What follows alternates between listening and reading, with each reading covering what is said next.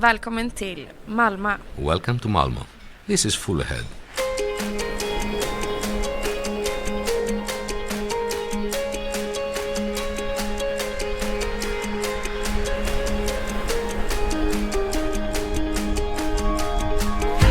Hello and welcome to another edition of the Full Ahead podcast, recorded at the Ferry Shipping Summit in Malmo. It's an annual gathering and a chance for many who are directly or indirectly involved in shipping to get together. For us, it was a chance to speak to lots of people, many of whom are listeners. Thank you for listening, but we also got out of Malmo to visit a medium-sized but very busy port. Ystad is at the southernmost point of Sweden. About 18,000 people live there, and Alistair, listeners in the UK may know it as a setting for the TV series Wallander, which starred Kenneth Branagh back in the early noughties. Well, I didn't know that, so thank you for that. Now, Bjorn Bostrom is the port director of Ystad. He told us about its history and the exciting plans he has for the future. The podcast about ships and shipping with Alistair Eagles and Nigel Thompson. Very much for showing us around. We had a really interesting, even by night it looks impressive. You've done a lot of work here. Just tell us about the history about the port. Well, the history about the port is we started actually in the mid-1700s. There was a demand for travelers to visit some land sometimes to get food, etc. If we're talking about the modern port, we started, let's say, on a daily basis with ferries in 1940. With the ferries to the island of Bornholm, the Danish island. In mid-60s, in 65, there was a summer route to Świnoujście in Poland, and from 1967 we have a daily ferry connection to Poland. Started in 2008, so it's 17 and a half year now. The half is very important. Yeah, very important indeed. Yeah. And you've seen some changes to the port in that time? It's grown up quite impressively by Yes, of course. I've seen a lot of changes. I have initiated some of them, of course. When I started in 2008, it started with a recompletion of three ferry berths to two bigger ones. But that part of the port couldn't take even bigger ferries, so we had to do something. Our partners, the ferry routes, they said several times we need to build or buy bigger vessels to get a better economy on site. So I had to convince our owner, the municipality of Ystad, that it's worth taking up loans for 100 million euros. It's a lot of money, but we built two new ferry berths, and now we can host vessels up to 240 to 250 meters length, both ferries and cruisers as well. I suppose the option was die, if it didn't Exactly. expand. The option was to slowly die, and that's the worst one, because to die quick doesn't hurt as much as die slowly. So we really had to do something, and my board of directors, they decided to, let's put some effort into the future rather than stopping up, telling our partners that they can't expect more than today. And I have to say, I'm used to a lot of ports in the UK and other places around Europe, and I have to compliment you on just how clean and tidy this port is. It looks great. I know some of it is quite new, but the trades you have here now, though, you've got the busy ferry route across to Bornholm, this bizarre kind of Danish island off the south coast of Sweden. I've never quite understood the history of that, but then the main ferry lines, the ferry we're on, the PolFerries here, these are routes across from southern Sweden to Poland. Yeah. And how many units do you actually go through the port in a year, passengers and freight? Passengers around 2.4 million, and freight 3 million tons of cargo. Trucks and trailers around 750,000.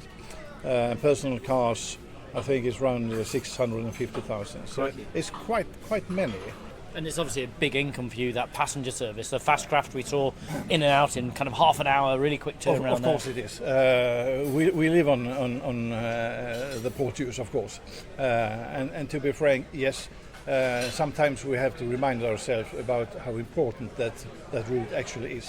But there are alternatives. You can sail from Cougar in Denmark across to Bornholm, but it's a much longer sailing. It takes a lot of time to do that, and with fast ferries, well, there is a limit around 1.5 to 2 hours before people starting to feel uncomfortable. on the high-speed crafts. So it takes 1 hour 20 minutes. What's the future plans then for the port? You've done loads, as Alistair says. I mean, you've got plenty of hard standing. There's potential for another ferry possibly. But what's your vision for the future? Well, the vision for the future is, of course, to start with filling up the ferry berths we already have, and we have some free space, free slot times.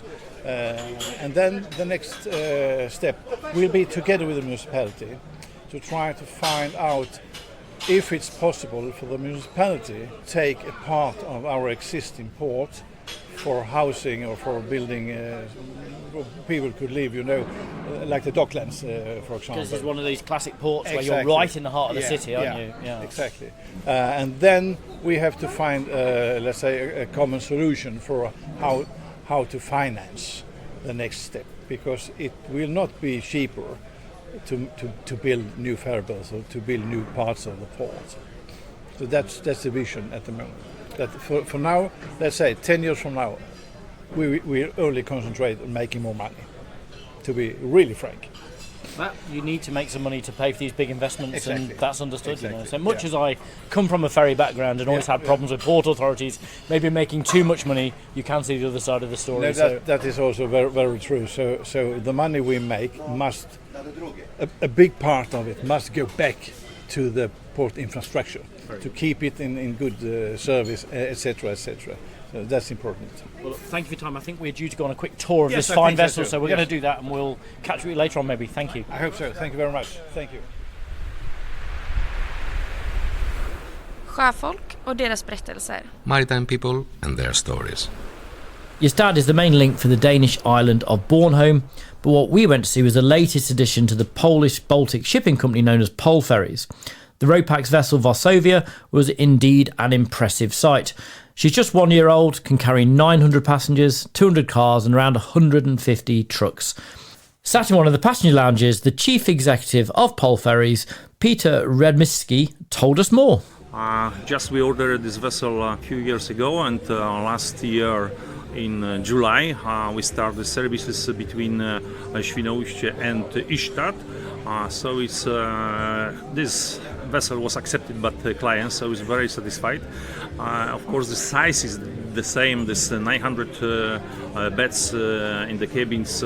It's exactly what we need. Maybe something we expected a bigger car deck for the trailers and for the trucks. But I hope its second vessel will be near 4 kilometers line meter. So it's our standard between Poland and Sweden. So this biggest vessel is much economically, especially in this time when we have many charge from the emission CO2, and so we want to save this price for our clients on the same level. So we have to offer much bigger vessels. So it's one solution. And is this more of a passenger route or a freight route, or is it a combination? What's the bigger trade here? I think it's now we will control in this Polska, as you know, this new company that will join all Polish ferry operators, Eurafrica, Unity Line and PolFerries, and we will control these 11 vessels. So they will charter it to this new company, and we will sell services in one company, but owner will be decide about this maintenance and about staff and all. So I think it will be a much better solution for the market and for our clients. Does that remove competition then from the market? Can people still choose between different operators, or is it just a case of similar pricing for everyone, or how will that actually work? I think we are not alone. Maybe 10 years ago, it was PolFerries and TT Line, two ferry competitors, and Unity Line. But now it's after this merging with Unity Line and Eurafrica, size of this company will be exactly like TT Line. So we are not alone. It's not danger for the clients, but it's necessary to do it and save the same price for our clients. I think it's if you will manage 10 vessels, not like today 4. So it will be much better offer for our clients. Of course, in the group we can order next big building. As you know, just Unity Line ordered this 2 vessels from Remontowa shipbuilding. It will be near 4 kilometers meters, so exactly what we need. So this number of ferries, now it's 11, but we expected between 5 or 6 years will be 6 or 7. So the economies of scale isn't just kind of building bigger ships, it's Of also course. pooling a number of ships together to get better buying power and all of that basically. Exactly. It's similar. Compare if I started to work in the PolFerries in 2005. We had 4 vessels and we controlled near 50,000 lorries. In 2015, when we ordered and bought this Varsovia, this ferry has per year 100 lorries per year. But now we expected that these new buildings will be near 80 or 90,000 lorries per year. So it's very important for our economy, and the same is very important for clients. It's the best information because price for the units wouldn't be on the same level. But of course, our economy will be much better. Sure. So we can save for this money because you can use not 11 but 6 vessels. So we can reduce 5 staff, fuel for the 5 vessels, and insurance and charge of ports. So I think it's together near 80,000 euro per year. So it's huge, different economy.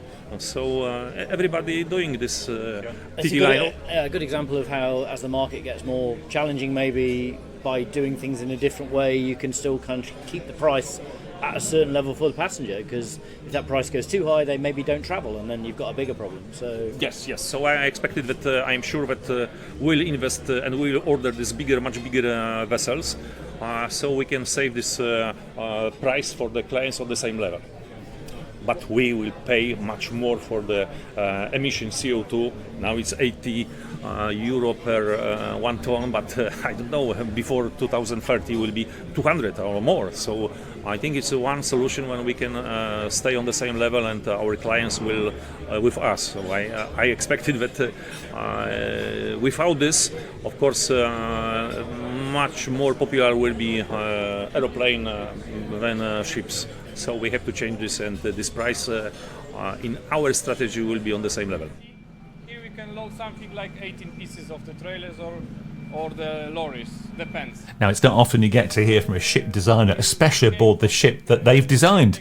But the Full Ahead podcast was delighted to speak to Roberto Priva from Naus Ship and Boat Design on board the Varsovia. Now, he's also designed the Stena Futura, which we saw arrive at Hisham earlier this year. yeah, he was happy to see our photographs of that and was delighted to know we'd been there. Roberto Priva, based in Trieste, myself. And you're effectively the designer of the vessel that we're sat on now, which is a Byzantine shipyard vessel who've worked with your company for a number of years, I guess, designing... 35 or 32, 33, yes.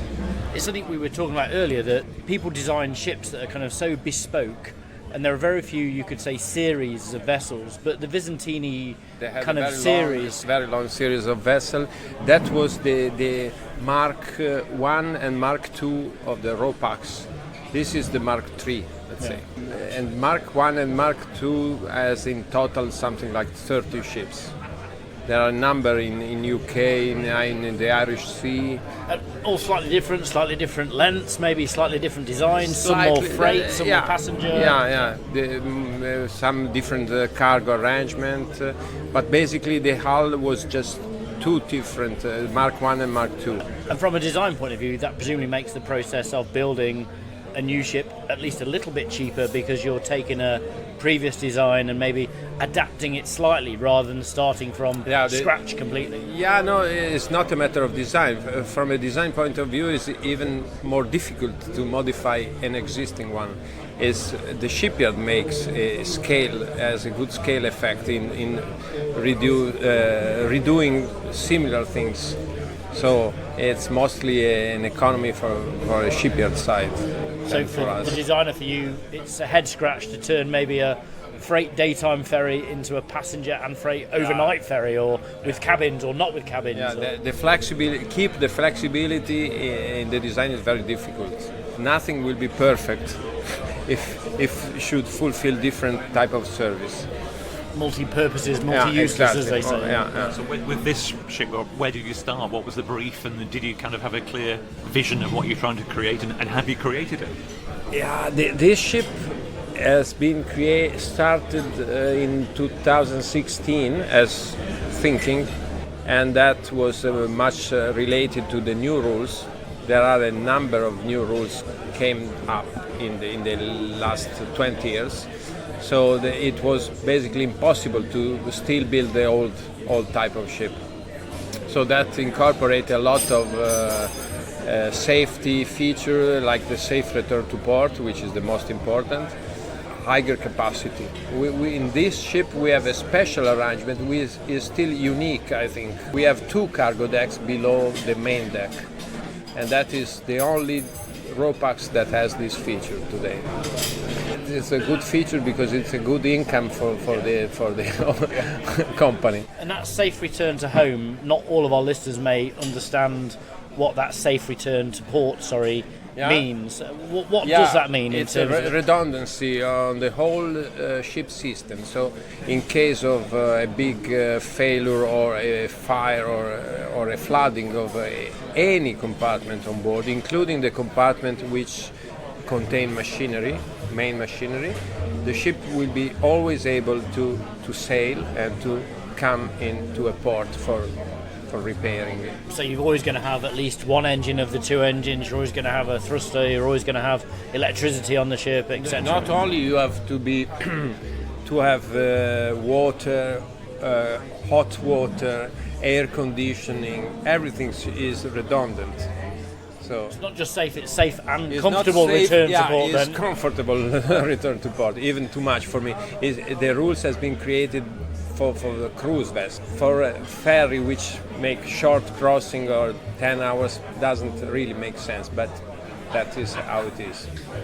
One of the challenges designing ships, designing cars is easy. A car might last for 3 or 4 years and then a new model comes out, whatever, but a ship's here for 30 years. 40 years. Yeah, so how do you go about trying to guess what legislation may come about in 10 years' time? Normally legislation when they come, they are not retroactive. They have a scale to enter in force.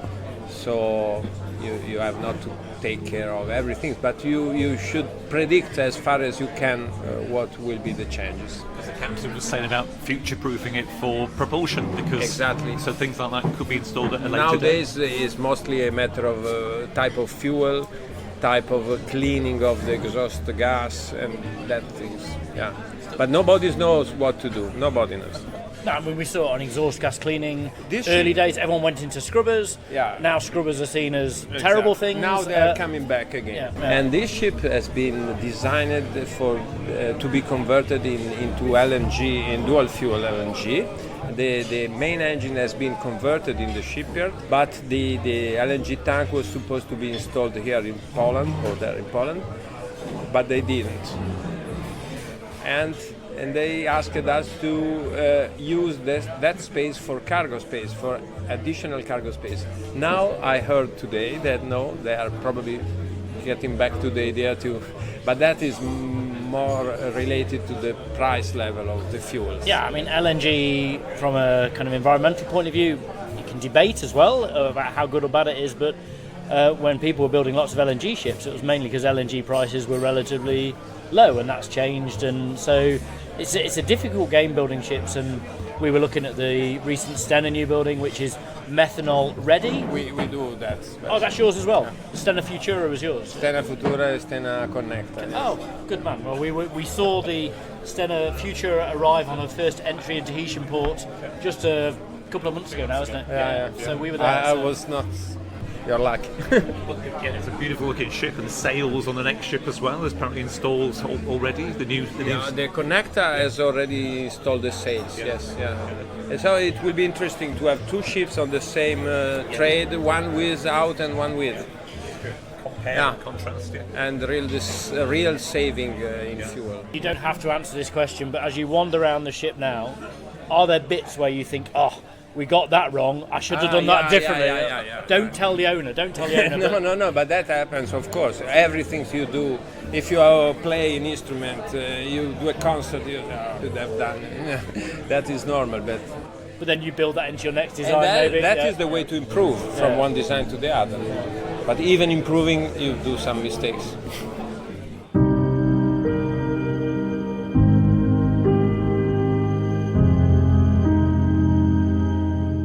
This is the Full Ahead podcast at the Ferry Shipping Summit 2025. Next, we met Wojciech Grajak, who's the captain of the ferry, and he was delighted to be showing us around his ship. And he's been with the ship since it was built in Italy. I was here since October 23. The ship was flooded in April 23. And just to give the audience an idea, this is a Ro Pax ferry designed to carry freight and passengers, 214 metres long? 16.2. Yeah. 28.2 wide, with the capacity of 1,000 people. So in total, now we have 68 crew, but in total we can carry 1,000 persons. So this is how. And the route you're operating on is from Ystad here in southern Sweden across to Poland, yeah? Yes, every day we are in Poland and we are in Świnoujście, from Świnoujście to Ystad every day. I'm glad you pronounced that, because I was going to struggle to pronounce the Polish port, but so it's not an easy one for us English people. It's difficult. Originally it was designed with the scrubbers and the heavy fuel, but due to the project and the European Union's invitation, we have to deliver the vessel with the LNG.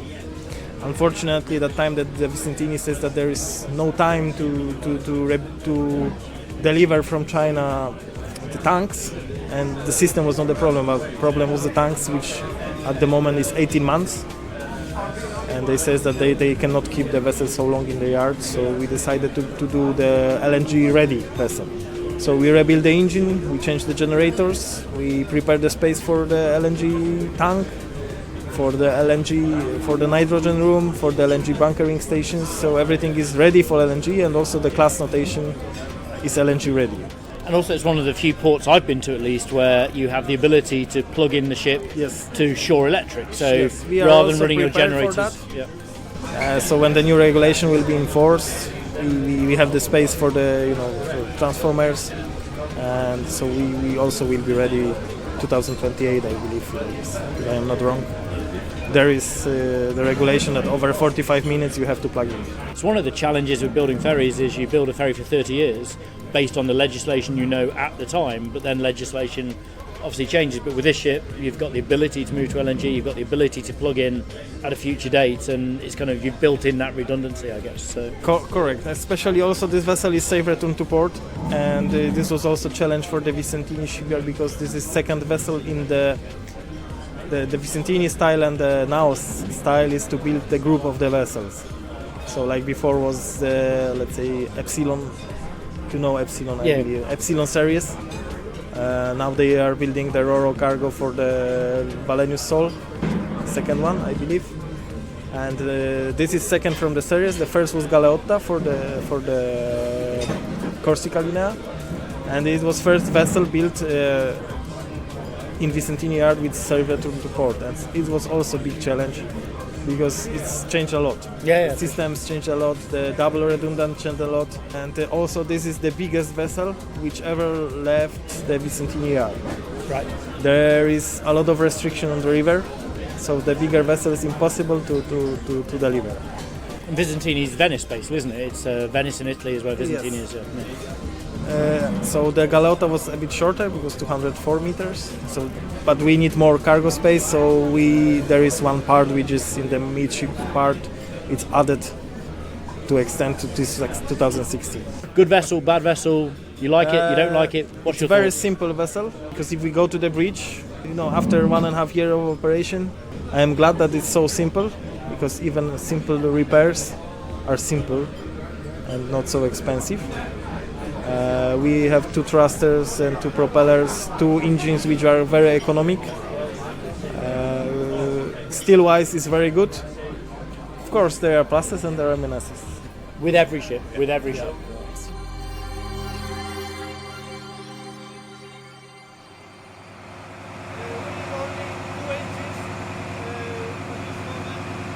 Now, after meeting the captain, the designer, and the man who runs the shipping line, you can't get higher than that. They let us below decks. Was that wise? To see more of a ship, which is, would you believe, 2,875 lane metres, and also can carry 200 cars. It was vast, wasn't it? Yeah, really good ship, really nice looking. A year old, so I guess it should be nice and smart, but you could tell the crew had a real pride in the vessel. First impressions really do matter. Do you remember that term? It was like a street sweeper going up and down the car decks. I mean, what a job that would be, wouldn't it? All that metres of lanes. I don't think it was there specially for us, but no, they really have pride in the ship, and the crew were doing a great job from what I could see. This is a dual fuel engine, so we can use LNG, also heavy fuel or diesel fuel. Yes. Like I said, we have two engines. One is here and one is on the opposite side. On the end of this engine, you can see the auxiliary generators, which produce the electrical power for this ferry. So we've come down to the engine room of this brand new ship and the harbour. I mean, we hear about the design, how it was kind of built with safety in mind, wasn't it, I guess? And we can see it evidence here, can't we? Yeah, everything duplicated. So the engine rooms, the two engine rooms are completely separate with watertight bulkheads between them. There's kind of two of everything, two lots of fuel tanks, two lots of separator tanks. So this safe return to port, yeah, it makes the ship really good, really safe, but adds a lot of complexity, adds a lot of cost, adds a lot of duplication as well. But interesting to see. But yeah, spotless engine room as you'd expect from a ship that's just a year old, I guess. And also to hear from the engineer there that it can be powered by a variety of fuels. You know, it is built for the future, and the future is green, isn't that? That's how they're seeing things. Yeah, LNG ready to plug in. Not quite there yet in terms of doing it, but ready for it. And that's the way a lot of people are going, designing for the future, but not quite putting the systems in right now. So we're just on a tour of the vessel, kindly given to us by the captain we were talking to earlier. And we were on the main deck of the vessel, and funny moment there, Nigel. The captain beckoned to me and says, "Come on, we're going down," which is not something you want to hear from a captain, but apparently we're going down to the lower deck. So we're now on the very lower car deck, in a kind of fairly low height space, but gleaming clean, smelling of fresh paint, and yeah, it looks like a lovely product, this ship, to be fair. So, but yeah, captain saying we're going down is not something we necessarily expected to hear tonight. So watch out for that. Trailers above us, passengers beneath. That seems to be but on most ships I've been on, it's kind of passengers come first, and then the trailers and the truckers get kind of second choices. That doesn't seem to be the case here, does it? I think it's maximising the space and just maximising the cargo fill they can get on these mixture of freight and passenger routes. It's always a compromise between how much passenger space you have, how much freight space. Obviously this deck, the height of this deck can only be used by cars, can't be used by freight, and it's that balance of how much freight space, how much passenger space you have. But yeah, there seems to be a busy route here, just starting to load up now, and I guess we should get off before too long, or we'll be in Poland before we know it.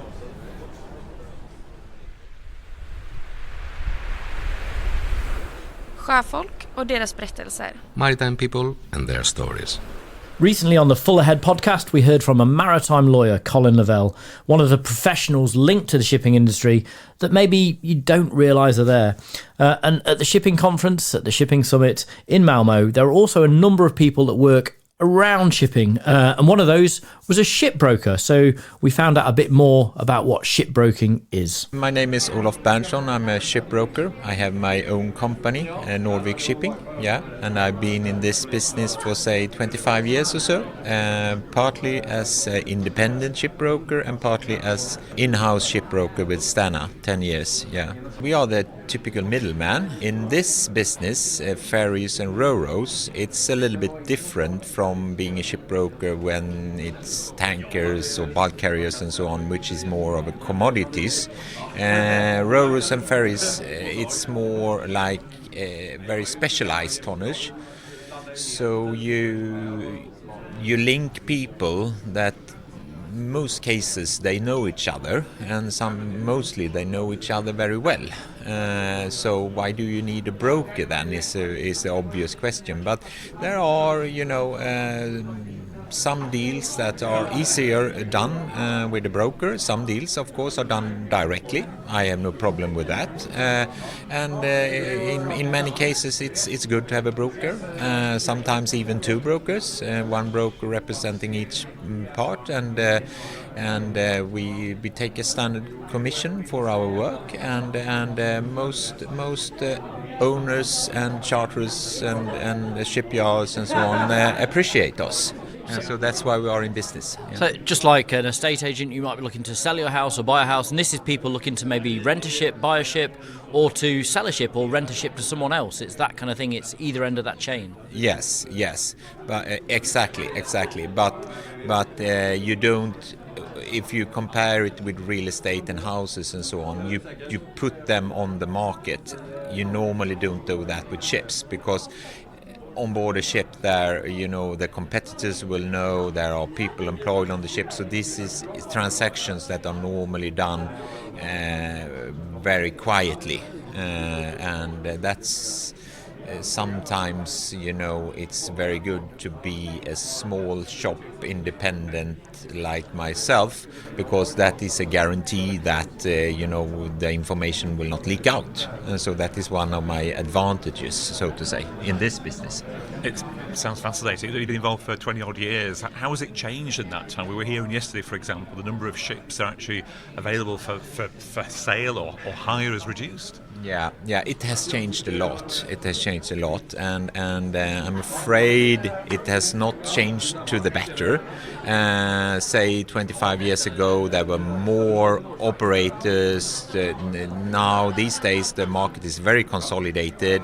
It means that there are less potential customers, less transaction, not as active charter market that used to be in the past. There used to be a bigger free float. We discussed earlier with one of my clients. They said that there's less and less ships available, which makes the market it's not as liquid. It's a very illiquid market, extremely illiquid, which makes my job more difficult. And I guess we've heard a lot about technology and AI and all that, but this sounds like absolutely a relationship business. It's about knowing the people, talking to the people, and your close relationships with clients. It's that kind of business. Exactly.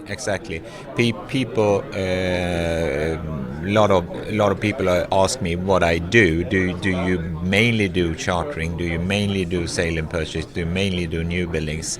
And my answer to that is that I mainly work closely with a few selected clients, and then I do what they want me to do. That is sort of that angle on it. If they want me to represent them in a sale and purchase transaction, I'm a sale and purchase broker. If they want me in a charter transaction, I'm a chartering broker. And as I've been in this business, I worked for Stena with the in-house.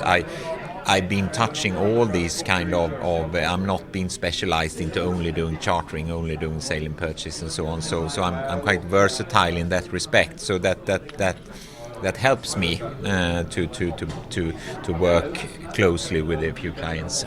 And how do you get into this line of work? When you were looking back for a job 20 odd years ago, did you kind of have family connections to the maritime? Yeah, to some extent, actually family connections, and I wanted to have the commercial job.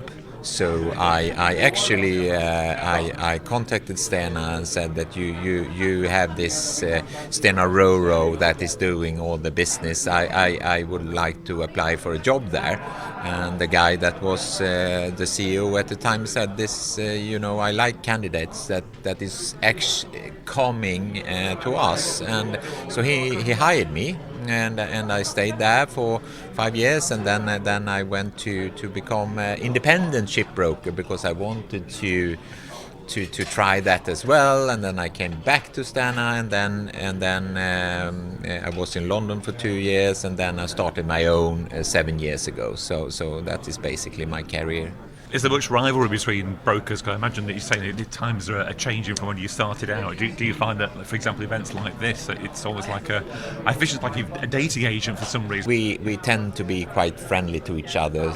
A little bit sad, and most the most of us are in our 50s or so, which means that we are a little bit, we are past that when you try to sort of, we respect each other. We are aware of you win some, you lose some. I like sometimes that my competitors or colleagues, I like them to because we don't make a lot of money. We make enough to make a living. And it's good if we can all make a living and be part of this fantastic little ro ferry segment where we tend to be friends and look after each other.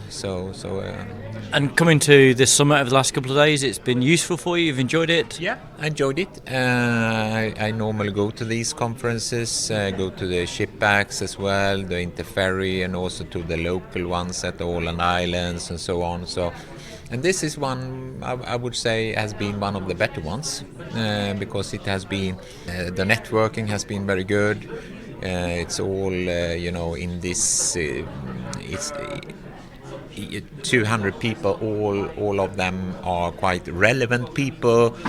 So every person you speak to is basically someone who is relevant, and I hope that everyone feels like that. Yeah. Great. Well, thank you. You've taught us a little bit about shipbroking. Our listeners will be interested to hear that, and good luck with everything in the future, and thanks for talking to us. It's been a pleasure. Thank you very much. Yeah.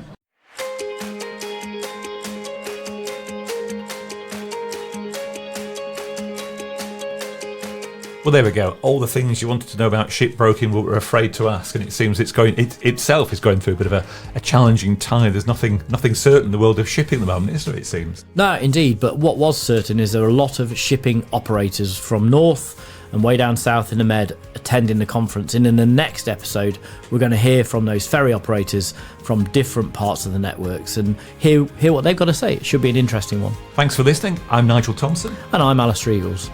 Detta är Full Ahead Podcast på Ferry Shipping Summit 2025. Tack för att du lyssnar.